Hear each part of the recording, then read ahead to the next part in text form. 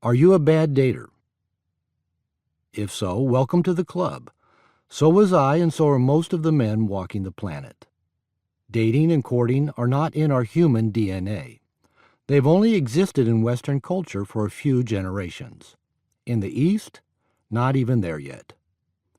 For most of modern civilization, marriages were arranged by family and clan. The idea of romantic love has only been around a couple of hundred years.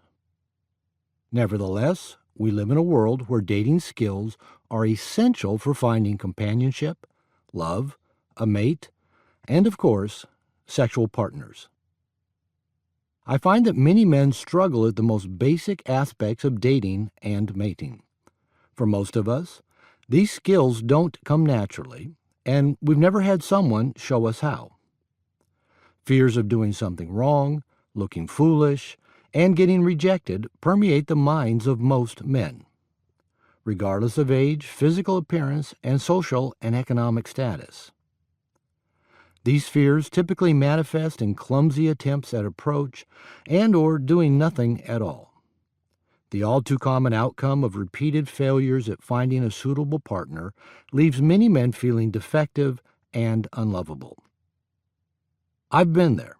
For the majority of my life, I was a loser with the ladies, and I assumed the good women I was interested in just weren't interested in me.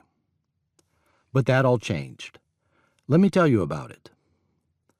When I became single in my mid-40s after 25 years of marriage, I came face to face with the reality that I hadn't dated since college and that I wasn't good at it even then.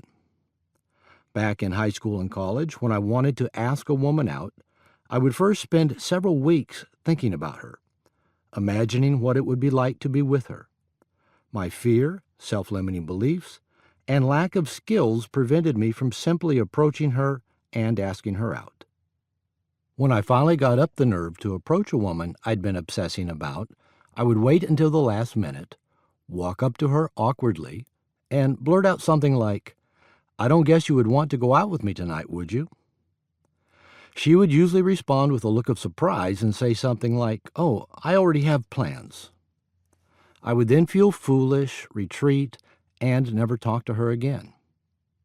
When I did succeed at getting a girlfriend, I would hang on to her forever because I did not want to repeat the process of having to start dating all over again, as in staying married to two women for 25 years when I never should have dated either more than 3 times.